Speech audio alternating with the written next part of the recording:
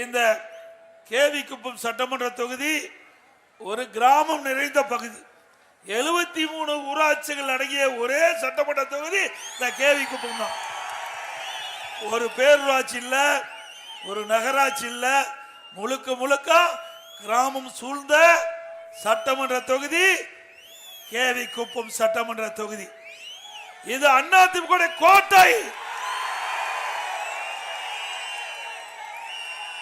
இந்த பகுதியில் இருக்கின்ற மக்கள் பெரும்பாலும் விவசாயிகள், வேளாண் துறையை நம்பி வாழ்கின்ற விவசாயிகள், விவசாய தொழிலாளிகள். இந்த கிராமம் நிறைந்த, கிராமம் சூழ்ந்த இந்த பகுதி வளம் பெற அனைத்து இந்திய அண்ணா திராவிட முன்னேற்ற கழக ஆட்சியில் நிறைய திட்டங்களை கொண்டு வந்து நிறைவேற்றப்பட்டிருக்கின்றோம். இன்றைய தினம் இந்த பகுதி வேளாண் பெருமக்கள் நிறைந்த பகுதி. வேளாண்மைனா நீர் வேணும். எப்படி உடம்புக்கு உயிர் இருக்குதோ அதுபோல விவசாயிகளுக்கு நீர் ஆதாரம் வேண்டும். அந்த நீர் ஆதாரத்தை பெருக்குவதற்காக அனைத்து இந்திய அண்ணா திராவிட முன்னேற்ற கழக அரசாங்கம் குடிமராமத்து திட்டத்தை கொண்டு வந்து முழுக்க முழுக்க விவசாய பங்களிப்போடு இந்த திட்டத்தை அதிமுக ஆட்சியிலே நிறைவேற்றணும். அந்த திட்டத்தை இந்த அரசாங்கம் கைவிட்டுது. மீண்டும் அதிமுக ஆட்சி வந்த பிறகு குடிமராமத்து திட்டம் தொடரும்.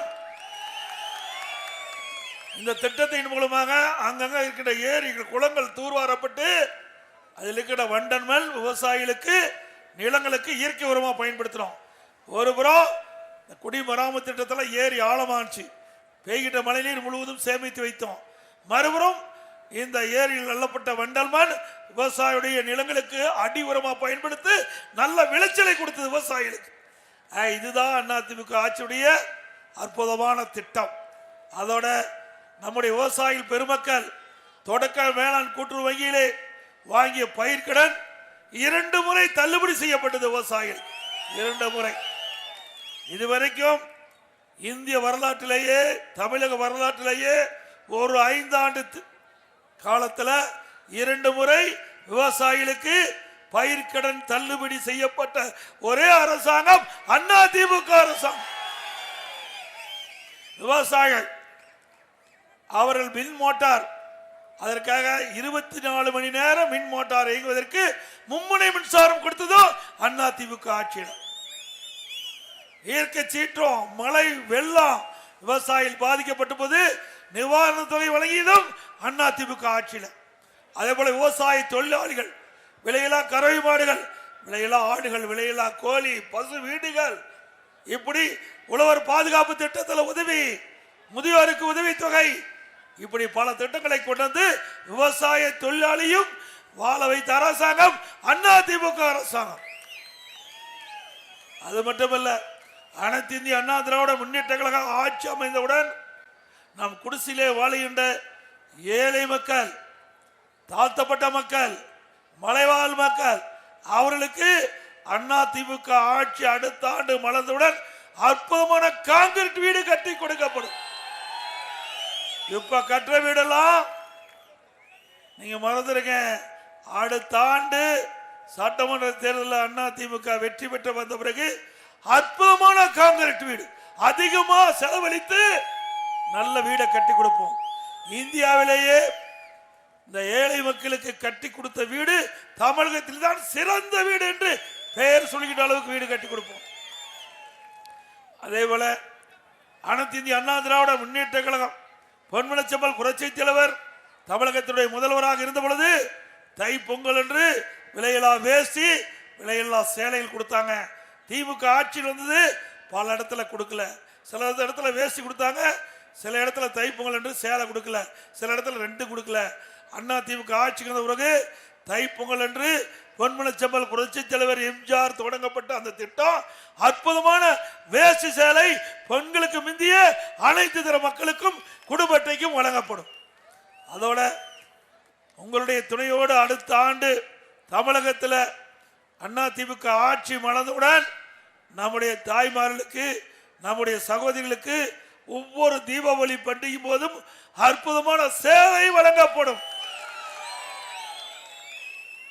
அதோட இந்த கிராமம் சூழ்ந்த பகுதி, இன்றைக்கு கிராமத்தில் 73 கிராமம், 73 ஊராட்சி இந்த தொகுதியில் இருக்குது.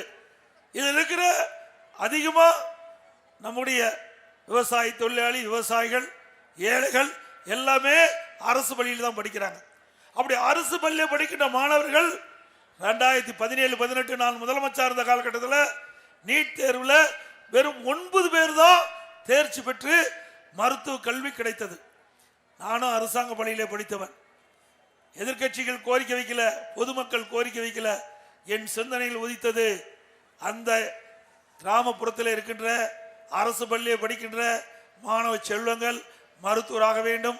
அதற்காக 7.5% உள்ளிடஒதுக்கீடை கொண்டு வந்து சட்டம் இயற்றப்பட்டு அமுல்படுத்தப்பட்டு இன்றைய தினம் 2818 அரசு பள்ளியை படித்த மாணவர்கள் இன்றைக்கு மருத்துவ கல்வி படிச்சிட்டு இருக்கிறாங்க. இந்த மருத்துவ கல்வி படிக்கின்ற மாணவர்களுக்கு மருத்துவ கல்வி கட்டணம் கிடையாது, அரசாங்கமே செலுத்தது. அண்ணா திமுக ஆட்சியில் கொண்டு வந்த இதுதான் ஏழைகளுக்காக கொண்டு வந்த அற்புதமான திட்டம். 2818 பேர் கிராமம் நகர வரை அரசு பள்ளியை படித்த மாணவர்களுக்கு ஒரு வரப்பிரசாதமான திட்டம் இந்த 7.5% உள்ளிடுவதற்கு திட்டம் என்பதை நேரத்தில் தெரிவிக்க விரும்புகின்றேன். அதே போல நம்முடைய அரசு பள்ளியை படிக்கின்ற மாணவர்கள் அவர்கள் பெரும்பாலும் ஏழை குடும்பத்தைச் சேர்ந்தவர்கள், நடுத்தர குடும்பத்தைச் சேர்ந்தவர்கள். அவர்களுக்காக அம்மா இருக்கின்ற பொழுதே பல்வேறு திட்டங்களை அறிவித்தார்கள். அண்ணா திமுக ஆட்சியில் காலனி, அற்புதமான சீருடை, பள்ளிக்கு போடுவதற்கு சைக்கிள், திறமையான கல்வி கிடைக்க மடிக்கணினி, லேப்டாப் கொடுத்த ஒரே அரசாங்கம் அண்ணா திமுக. தமிழகத்தில் 52,35,000 மாணவ மாணவிகளுக்கு அனைத்து இந்திய அண்ணா திராவிட முன்னேற்ற கழக 10 ஆண்டுகள் ஆட்சியில் 7,300 கோடி இதுக்கு நிதி ஒதுக்கீடு செய்யப்பட்டு 52,35,000 மாணவ மாணவிகளுக்கு லேப்டாப் கொடுத்து அறிவுபூர்வமான கல்வியை கொடுத்த ஒரே அரசாங்கம் அண்ணா திமுக அரசாங்கம். அதையும் நிறுத்திட்டாங்க. இப்போ கொடுப்பதான் அறிவிச்சிருக்கிறாங்க. இன்னும் 7 மாசம் தான் இருக்குது. மக்களை ஏமாற்றி வாக்குகளை பெறுவதற்காக இப்படி தந்திரமா திரு ஸ்டாலின் அறிவிப்பு கொடுத்திருக்கிறார். நினைச்சு பாருங்க, இந்த ஏழை மாணவர்கள் அவளுக்கு கொடுக்கின்ற இந்த திட்டத்தை நிறுத்துகின்ற அரசு தேவையா? சத்தமா சொல்லுங்க. அதே போல அது மட்டும் இல்ல, கொரோனா காலம் கடுமையான சோதனையான காலம், அரசாங்கத்துக்கு வருமானமே இல்லை. அப்படிப்பட்ட காலகட்டத்தில் கூட உணவுப் பொருட்களுடைய விலை உயராம, விலைவாசி உயராம அண்ணா திமுக ஆட்சி பார்த்து கொண்டது. இன்றைய தினம் விண்ணை முட்டுகின்ற அளவுக்கு விலைவாசி உயர்ந்து விட்டது. அதை பற்றி எல்லாம் கவலைப்படாத முதலமைச்சர் இன்றைய முதலமைச்சர் ஸ்டாலின் அவர்கள். இன்றைக்கு அரிசி விலை உயர்ந்து விட்டது, பருப்பு விலை உயர்ந்து விட்டது, எண்ணெய் விலை உயர்ந்து விட்டது. மக்களுக்கு வாங்கும் சக்தி இழந்து விட்டார்கள். வருமானம் குறைவு, செலவு அதிகம். அதனால் மக்கள் படுகின்ற துன்பம் ஏராளம். அதை பற்றி கவலைப்படாத ஒரே முதலமைச்சர் ஸ்டாலின்.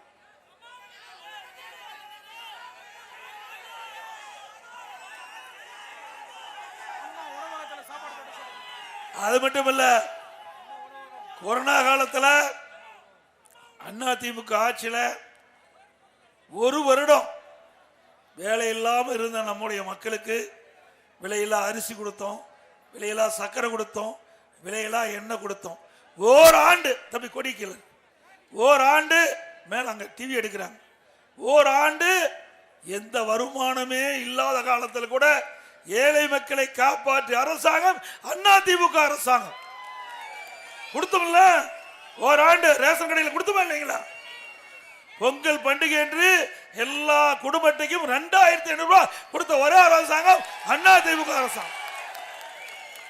கொரோனா காலத்தில் எல்லா குடும்பத்தையும் 1000 ரூபாய் கொடுத்தோம். அது இல்லாத இப்படி மக்கள்லாம் துன்பப்படுகின்ற பொழுது அந்த துன்பத்திலிருந்து காப்பாற்றிய அரசாங்கம் அண்ணா திமுக அரசாங்கம். எப்பவும் நான் ஒரு விவசாயி, நானும் விவசாயி. இந்த கை மண்வெட்டி பிடித்த கை, இந்த கை ஏர் ஓட்டின கை. ஆக உங்களோடு நானும் வாழ்ந்தவன். கிராமத்தில் இருந்து இங்கே வந்து உங்கள் முன் பேசுகின்ற வாய்ப்பை நீங்கள் எனக்கு வழங்கி இருக்கின்றீர்கள். ஆக உங்களுடைய கஷ்டம், நஷ்டம், துன்பம், துயரம், வேதனை அனைத்தும் முழுமையாக தெரிந்தவன். ஆகவேதான் அனைத்து இந்திய அண்ணா திராவிட முன்னேற்ற கழக அரசு இருக்கின்ற பொழுது மக்களுக்கு என்ன தேவை, ஏழைகளுக்கு என்ன தேவை, கிராமப்புற மக்கள் எதை எதிர்பார்க்கின்றார்கள், எந்த நிலையில இருக்கின்றார்கள், அவளுக்கு என்ன செய்வதென்று ஆராய்ந்து நல்ல பல திட்டங்களை கொண்டு வந்து நாட்டு மக்களிடத்தில் நன்மதிப்பை பெற்ற அரசாங்கம் அதிமுக அரசாங்கம். இதே ஸ்டாலின் எங்களுடைய சேலம் மாவட்டத்துக்கு வந்தார், தலைவாசலுக்கு போனார், கரும்பு காட்டுக்குள்ள காங்கிரீட் ரோடு போட்டு போனார். எங்க கரும்பு தோட்டத்தை பார்க்கறதுக்கு 1 மீட்டர் அகலத்தில் காங்கிரீட் சாலை அமைச்சு அதை கரும்பு தோட்டத்தை பார்வையிட்ட முதலமைச்சர் தான் இன்றைய முதலமைச்சர் ஸ்டாலின் அவர்கள். அனைத்து இந்திய அண்ணா திராவிட முன்னேற்ற கழகத்தை பொறுத்த வரைக்கும், எங்களை பொறுத்த வரைக்கும் பல பேர், கிட்டத்தட்ட இருக்கின்றவர்களில் 80% பேர் விவசாய குடும்பத்தை சேர்ந்தவர்கள் என்பதை நீங்கள் எண்ணி பார்க்க வேண்டும். விவசாயிகளுக்காக பாடுபட்ட அரசு, விவசாய தொழிலாளிகளுக்காக பாடுபடுகின்ற அரசாங்கம் அதிமுக அரசாங்கம். அதனால தானே ஏழை மக்களை சிந்தித்து திட்டங்களை கொடுத்து அதன் மூலமாக கிராமத்திலிருந்து நகர வரை ஏழை மக்கள் ஏற்றம் பெறுகிறார் என்று சொன்னால் அது அதிமுக ஆட்சியில் தான் இருக்க முடியும், வேற எந்த ஆட்சியிலும் கிடையாது. அது மட்டுமல்ல,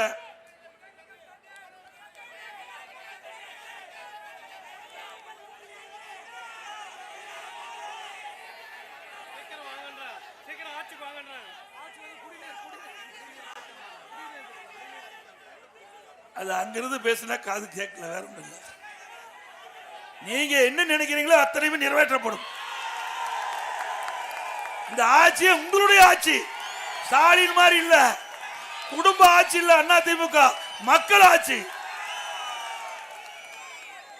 மக்களுக்காக பாடுபடுகிற ஆட்சி அதிமுக ஆட்சி, குடும்பத்துக்காக இருக்கின்ற கட்சி திமுக கட்சி, திமுக ஆட்சி. அப்படித்தானே இருக்குது. திரு கருணாநிதி, திரு ஸ்டாலின், திரு உதயநிதி, திரு இன்பநிதி வர இருக்கார். இப்படிப்பட்ட குடும்ப ஆட்சி தேவையா, தொடர வேண்டுமா? சிந்திச்சு பாருங்க. இன்றைய நிலைமையில் பாருங்க, திரு ஸ்டாலின் திமுக தலைவர், திரு உதயநிதி அவர்கள் திமுக இணை செயலாளர், திருமதி கனிமொழி மகளிர் இணை செயலாளர். வேற என்ன பதவி இருக்குது? அவ்வளவுதான் பதவி. 3 தான் முக்கிய பதவி. 3 முக்கிய பதவியும் ஸ்டாலின் குடும்பம் எடுத்துக்கிட்டது. அது இனிமேல் கட்சி இல்ல, கார்பரேட் கம்பெனி. திமுக கார்பரேட் கம்பெனி. திமுக அப்படியா? இன்றைக்கு இந்த இயக்கத்தில் ஒரு தொண்டன், ஒரு கிளை செயலாளர் இந்த கட்சிக்கு பொதுச் செயலாளராக முடியும். அது நானே உங்க முன் வைக்கிறேன். அதே போல ஒரு தொண்டன் கிளை செயலாளர் தமிழகத்தினுடைய முதலமைச்சர் ஆக முடியும்னா அதிமுக தான் முடியும். திமுக முடியுமா? இந்த தொகுதி இங்க இருக்கிற நீர்வளத்துறை அமைச்சர் இந்த பகுதி தான் சேர்ந்தவர் நினைக்கிறேன். இந்த பகுதி தானே? பாவம், அப்படியே அம்போன்னு எனக்கு முன்னாடி உட்கார்ந்திருக்காரு. பார்த்தா பரிதாபமா இருக்குது. ஏன்னா அவர் எதிர்கட்சியில் இருந்தாலும் நம்ம அதிகமாக சட்டமன்ற உறுப்பினராக இருந்த நாளில் அவர் தான் அதிக நாள் இருந்திருக்கார். தமிழகத்திலே சட்டமன்ற உறுப்பினராக அதிக நாட்கள் இருந்தவர் இந்த தொகுதியை சேர்ந்தவர். நீர்வளத்துறை அமைச்சராக இருக்கிற அண்ணன் துரைமுருகன் அவர்கள் எதிர்கட்சி சேர்ந்தவர் தான், நான் இல்லை என்று சொல்லவில்லை. ஆனா இன்றைக்கு அவருக்கு ஏற்பட்ட நிலைமை எண்ணி பாருங்க. திமுக குடும்பத்தில் பிறந்த திரு உதயநிதி துணை முதலமைச்சர். எப்ப பார்த்தாலும் ஸ்டாலின் பேசுவார். எமர்ஜென்சியில் நான் ஜெயிலுக்கு போனேன், அதே போல மிஸ்ஸால நான் ஜெயிலுக்கு போனோம், அதே போல பக்கத்தில் இருக்கிற துரைமுருகனும் எமர்ஜென்சியில் ஜெயிலுக்கு தான் போனார். அதே போல அவரும் மிஸ்ஸால ஜெயிலுக்கு தான் போனார். எந்த வித ஜெயிலையும் பார்க்காத, எந்த வித போராட்டத்திலையும் கலந்துக்காத, எந்த ஆர்ப்பாட்டத்திலையும் கலந்துக்காத, அரசியலே புதிதாக வந்த உதயநிதி அவர்களுக்கு எம்எல்ஏ, அப்புறம் அமைச்சர், அப்புறம் துணை முதலமைச்சர். இது என்ன சொல்லுது? இதுதான் கார்பரேட் கம்பெனி. உண்மைதானே? கஷ்டப்பட்டு உழைத்தவர் அப்படியே அம்போனுக்கு வந்துட்டு இருக்காரு. எனக்கு எதிர்த்து மாதிரி தான் வந்திருப்பார். ஆனா அவர் இருக்கிற இடம் அங்க இல்ல, இங்க இருந்தா எங்கேயோ போயிருப்பார். இருக்கிற இடம் சரியில்லாத போச்சு. அதிமுக பொறுத்த வரைக்கும் கட்சிக்கு உழைக்கின்றவர்கள், மக்களுக்கு சேவை செய்கின்றவர்கள், தலைமைக்கு விசுவாசமா இருந்தா எந்த பதவிக்கு வேணாலும் அதிமுக வர முடியும். திமுகவில் திரு கருணாநிதி குடும்பத்தை சேர்ந்தவரை அவர்கள்தான் கட்சியிலும் வர முடியும், ஆட்சியில் வர முடியும். இங்க மட்டும் இல்ல, டெல்லிக்கு போனாலும் அவர்கள் தான், மாநிலத்தில் அவர்கள் தான், டெல்லியிலையும் அவர்கள் தான். எந்த பதவியும் விட்டு வைக்க மாட்டாங்க, எல்லாமே குடும்பம் தான். அப்படிப்பட்ட கட்சி ஆட்சிக்கு வர வேண்டுமா? குடும்ப ஆட்சி தேவையா? வாரிசு அரசியல் வேண்டுமா? அது மட்டுமல்ல, இன்றைய தினம் சட்ட ஒழுங்கு அடியோடு சீர்குலைந்து விட்டது. இன்றைக்கு சிறுமி முதல் பாட்டி வரைக்கும் பாதுகாப்பே இல்லை. இருக்குதுங்களா? தினம் தொலைக்காட்சி பார்க்கிறோம்ல, பத்திரிகை பார்க்கிறோம்ல, வர செய்தி என்ன? இதெல்லாம் எதனால வருது? போதைப் பொருளால் வருது. போதைப் பொருளால் இப்படிப்பட்ட நிலைமை தமிழகத்தில் ஏற்பட்டு விட்டது. நான் பலமுறை சொல்லிட்டேன், ஆட்சி வந்து ஒரு திமுக ஆட்சிக்கு வந்து ஒரே ஆண்டில் போதைப் பொருள் நடமாட்டம் அதிகரித்து விட்டது. அதை கட்டுப்படுத்துங்கள். சட்டமன்றத்திலையும் பேசுறேன், ஊடகத்திலையும் பேசுறேன், பத்திரிகை வாயில பேசுறேன், அறிக்கை வாயில வெளியிட்டேன். எதையுமே கண்டுகொள்ளவில்லை. இன்றைக்கு மாணவர்கள், இளைஞர்கள், பொதுமக்கள் கஞ்சா மற்றும் போதைப் பொருளுக்கு அடிமையாகி அவரும் சீரழிந்து விட்டார், குடும்பமும் சீரழிந்து விட்டது. குடும்பம் நடுத்தருவுக்கு வருகின்ற அளவுக்கு இந்த ஆட்சியாளர்கள் ஆட்சி செய்கின்றாங்க. இன்னைக்கு இந்த போதைப் பொருளால தாங்க இவ்வளவு பிரச்சனை. எங்க பார்த்தாலும் கொலை, கொள்ளை, திருட்டு, வழிப்பறிவு, பாலியல் வன்கொடுமை நடக்காத நாளே இல்லை. இன்னைக்கு பத்திரிகையிலையும் ஊடகத்திலையும் முதல்ல என்ன வரும்? தங்கம் என்ன விலைன்னு வரும், வெள்ளி என்ன விலைன்னு வரும். இப்போ கொலை நிலவரம் என்ன, அதுதான் பத்திரிகையிலையும் ஊடகத்தில் வர செய்தி. இதை தவிர்த்து என்ன வருது? தமிழகத்தில் அடியோடு சட்ட ஒழுங்கு சீர்குலைந்து விட்டது. தமிழகம் போதைப் பொருள் மாநிலமாக மாறிவிட்டது. இதே முதலமைச்சர் ஸ்டாலின் பேசுகிறார், தொலைக்காட்சியில் பாதிப்பை பார்த்திருப்பீங்க. இன்னைக்கு இளைஞர்களே போதையின் பாதையில் செல்லாதீர்கள். யார் சொல்றது? முதலமைச்சர் சொல்றார், போதையின் பாதையில் செல்லாதீர்கள். இதைத்தாங்க நாங்களும் சொன்னோம், முதல் வருஷமே சொன்னோமே. நீங்க கடுமையான நடவடிக்கை எடுக்கப்பட்டிருந்தா இந்த போதைப் பொருள் கட்டுப்படுத்தி இருக்கலாம். இதனால மாணவர்கள், இளைஞர்கள், பொதுமக்கள் இந்த போதைக்கு அடிமையாகி இன்றைக்கு அவர்கள் சீரழிய நிலை ஏற்பட்டிருக்காது. இதைத்தான் நாங்கள் சொல்லிட்டு இருந்தோம். இதையெல்லாம் கவலைப்படாத முதலமைச்சர் முதலமைச்சர் ஸ்டாலின். ஏன்னா விற்கிறவங்களே திமுக காரர் தான், வேற என்ன பண்ண முடியும்? எங்க கட்டுப்படுத்த முடியும்? இன்னும் சொல்ல போனா திமுக பொதுக்குழு நடந்தது. அந்த திமுக பொதுக்குழுல திரு ஸ்டாலின் பேசுகிறார், இரவில் கண்மூடி காலையில் கண் விழிக்கின்ற பொழுது திமுக கட்சிக்கு அவருடைய கட்சிக்காரனால எந்த பிரச்சனை வந்து விடுமோ என்று அச்சத்தில் கண் விழிக்கிறேன்னு சொல்றார். யார்? நாட்டுடைய முதலமைச்சர். இவர் கட்சியே காப்பாற்ற முடியல, நாட்டு மக்களை எங்க போய் காப்பாற்ற போறார்? அவர் சொன்னதான் நான் திருப்பி சொல்றேன். தமிழகத்திலே சட்ட ஒழுங்கு அடியோடு சீர்குலைந்து விட்டது. இதுக்கு திறமையற்ற முதலமைச்சர் தமிழகத்தை ஆண்டு கொண்டிருக்கின்ற காரணத்தினாலே தமிழகம் சீரழிந்து கொண்டிருக்கின்ற என்பதை நாம் அத்தனை பேரும் எண்ணி பார்க்க வேண்டும். இது சாதாரண விஷயம் இல்லைங்க. அது மட்டும் இல்ல, எப்பொழுது பார்த்தாலும் ஸ்டாலின் குடும்ப தலைவிக்கு 1000 ரூபாய் கொடுத்து விட்டோம் என்று எங்கிருந்து கொடுத்த? கடன் வாங்கி கொடுக்குற. இன்னைக்கு கடன் வாங்கி கொடுக்கறதுல யார் வேணாலும் வரலாம். இங்க இருக்கிற யார் முதலமைச்சர் ஆனாலும் கடன் வாங்கி பணம் கொடுக்கலாம். இந்த கடனை யாரு கட்டுறது? யாரு கட்டுறது? நீங்க தான் கட்டணும். நான் உட்பட நீங்க நாம தான் கட்டணும். ஆக கடனை வாங்கி இன்னைக்கு 1000 ரூபாய் கொடுக்கணும்னு சொல்லிருக்காங்க. இது எப்ப கொடுக்கிறார்? கடுமையா போராடி தான் இந்த 1000 ரூபாய் நாங்க பெற்றோம். திமுக கொடுக்கல. திமுக தலைவர், திமுக ஆட்சியில ஸ்டாலின் முதலமைச்சர் மனம் வந்து இந்த குடும்ப தலைவருக்கு கொடுக்கல. 28 மாத காலம் சட்டமன்றத்திலே போராடி வாதாடி தொடர்ந்து பேசி இந்த ஆட்சிக்கு அழுத்தம் கொடுத்து இந்த 1000 ரூபாய் மாதந்தோறும் பெற்றிருக்கிறோம். இது அண்ணா திமுக கட்சி அழுத்தம் கொடுத்த காரணத்தினாலதான் இந்த 1000 ரூபாய் 28 மாசம் கழிச்சு தான் கொடுத்தார். அது மட்டும் இல்ல, இப்போ விதியை தளர்த்தி 30 லட்சம் பேர் கொடுக்குறோங்கிறார். இப்போ 52 மாசம் கழிச்சு 52 மாசம் கழிச்சு விதியை தளர்த்தி மேலும் 30 லட்சம் பேர் கொடுக்குறாங்க. எதுக்காக? அந்த குடும்ப தலைவி படுகின்ற கஷ்டத்தை பார்த்தா கொடுக்கிறாரு இல்ல, அடுத்த ஆண்டு நடைபெறுகின்ற சட்டமன்ற தேர்தலை மனதிலே வைத்து அந்த மக்களை ஏமாற்றி அவர்களுக்கு இந்த 1000 ரூபாய் உரிமை தொகை கொடுத்து அவர்களை வாக்குகளை பெறுவதற்காக ஸ்டாலின் போடுகின்ற நாடகம். மக்களை பற்றி சிந்திப்பதில்லை, அந்த ஏழை குடும்பத்தை பற்றி சிந்திப்பதில்லை. ஆக அவர்களுக்கு மக்களுடைய வாக்கு தேவை. அதற்காக திரு ஸ்டாலின் அவர்கள் விதியை தளர்த்தி மேலும் 30 லட்சம் பேருக்கு குடும்ப தலைவிக்கு 1000 ரூபாய் கொடுப்பதாக அறிவித்திருக்கிறார். இப்படிப்பட்ட ஆட்சி தேவைங்களா?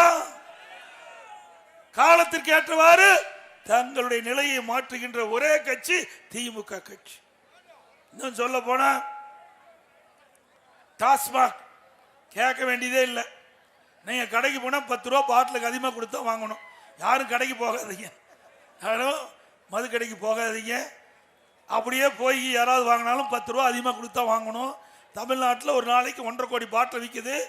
ஒரு நாளைக்கு 15 கோடி மேலிடத்துக்கு போதா சொல்றாங்க. மாசத்துக்கு 450 கோடி, வருஷத்துக்கு 5400 கோடி, 4 வருஷத்துல 22,000 கோடி இந்த பாட்டிலுக்கு 10 ரூபா வாங்குறதுனால மேலிடத்துக்கு போயிட்டு இருக்குது. அப்படின்னா எவ்வளவு கொள்ளையடிக்கிறா என்பதை நீங்கள் எண்ணி பாருங்க. இப்படிப்பட்ட ஊழல் ஆட்சி வேண்டுமா? அது மட்டுமில்ல, இன்றைய தினம் விவசாயிகள் போராட்டம், அரசு ஊழியர்கள் போராட்டம், தூய்மை பணியாளர்கள் போராட்டம், செவிலியர்கள் போராட்டம், இப்படி போக்குவரத்து தொழிலாளர்கள் போராட்டம். இன்றைக்கு தமிழகம் ஒரு போராட்ட களமாக மாறிவிட்டது. திரு ஸ்டாலின் அவர்கள் கொடுக்கப்பட்ட வாக்குறுதி எதுவுமே இதுவரைக்கும் நிறைவேற்றல. அதனால மக்கள் கொதித்தெழுந்து ஒவ்வொரு பகுதியில் இருக்கிற மக்களும் தங்களுடைய பிரச்சனையை தீர்க்க வேண்டும், திராவிட முன்னேற்ற கழகம் தேர்தல் நேரத்தில் கொடுக்கப்பட்ட வாக்குறுதி நிறைவேற்ற வேண்டும் என்று போராட்ட களத்தில் இறங்கி இன்றைக்கு தமிழகம் போராட்டம் நிறைந்த மாநிலமாக காட்சி அளித்துக் கொண்டிருக்கின்றது.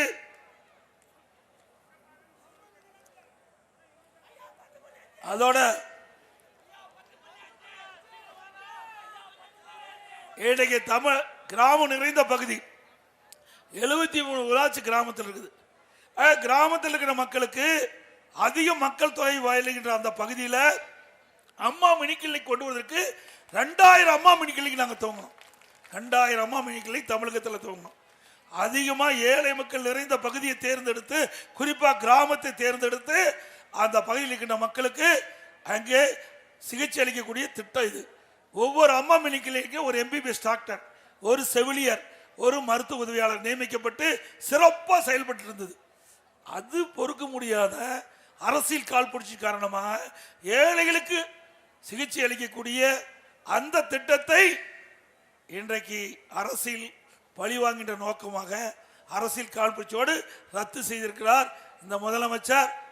ஆனால் அனைத்து இந்திய அண்ணா திராவிட முன்னேற்ற கழகம் அடுத்த ஆண்டு ஆட்சி அமைந்தவுடன் 2000 அம்மா மினி கிளினிக் 4000 அம்மா மினி கிளினிக் துவக்கப்படும். இது கிராமம் நிறைந்த பகுதி. இந்த கேவி குப்பத்தில் நிறைய அம்மா மினி கிளினிக் திறக்கப்படும். ஏன்னா அங்கங்க மக்களுக்கு சிகிச்சை அளிக்கக்கூடிய வசதி செய்து கொடுக்கப்படும். அது மட்டும் இல்ல, திராவிட முன்னேற்ற கழக தேர்தல் அறிக்கையில் குறிப்பிட்டிருந்தாங்க 100 நாள் வேலை திட்டத்தை 180 நாளாக உயர்த்தப்படும். உயர்த்தினாங்களாமா? உயர்த்தினாங்களா? இல்ல. அவர்களுக்கு சம்பளம் உயர்த்தப்படும் உயர்த்தி கொடுத்தாங்களா? ஏற்கனவே வேலை செஞ்சதுக்கு சம்பளம் அல்ல. அப்படித்தான் நிலைமை. இதையெல்லாம் நாங்கள் கேள்விப்பட்டவுடன் மத்திய அரசோடு தொடர்பு கொண்டு இந்த ஏழை மக்களுக்கு கிடைக்க வேண்டிய அந்த சம்பளம் உடனடியாக கிடைக்க வேண்டும் என்று வாதாடி இப்பொழுது முதல் கட்டமாக 2999 கோடி இந்த 100 நாள் வேலை திட்டத்தில் பணிபுரிந்த ஊழியர்களுக்கு மத்திய அரசிடமிருந்து நாங்கள் பெற்றுத்தரோம். ஆட்சியில் இருப்பது திமுக, மக்களுக்கு வாதாடுவது அண்ணா திமுக. ஆட்சியிலே இருந்தாலும் இல்லாவிட்டாலும் மக்களுக்கு பிரச்சனை வருகின்ற பொழுது முதல் குரல் கொடுக்கின்ற கட்சி அண்ணா திமுக கட்சி. அதே போல கொரோனா காலம் பள்ளியில் மூடப்பட்டு விட்டது, கல்லூரியில் மூடப்பட்டு விட்டது. கல்லூரியிலே ஆன்லைன் வகுப்பு. அதே போல ஆன்லைன்ல தேர்வு எழுதினா கல்லூரி மாணவர்கள் நிறைய தேர்ச்சி பெற்றாங்க. பள்ளியில் படிக்கிற மாணவர்களுக்கு ஆல் பாஸ் போட்டோம். எல்லாத்துக்கும் ஆல் பாஸ் அண்ணா திமுக கொடுத்தோம். அதே போல இன்றைக்கு கிராமத்திலிருந்து நகர வரை ஏழை குடும்பத்தில் பெறுங்கள் பொருளாதார சூழ்நிலை காரணமாக திருமணம் தடைபடுகிறது. இதை அம்மாவை தெரிந்து கொண்டு திருமண உதவி திட்டம் 25,000 50,000 தாலிக்கு தங்க ஒரு சவரன் இன்னைக்கு 75,000 விற்குது. அந்த திட்டத்தை கொண்டு வந்து இந்த திட்டத்தின் மூலமாக 6 லட்சம் பேர்களுக்கு இந்த தாலிக்கு தங்கம் திட்டம் திருமண உதவி திட்டத்தின் கீழ் பயனடைஞ்சிருக்காங்க. அந்த திட்டத்தை ரத்து பண்ணிட்டாங்க. மீண்டும் அண்ணா திமுக ஆட்சி வந்த பிறகு இந்த ஏழை குடும்பத்தில் பிறந்த பெண்களுக்கு உரிய நேரத்தில் திருமணம் நடைபெறுகின்ற விதமாக இந்த திட்டம் தொடரும். அதிமுக ஆட்சியில்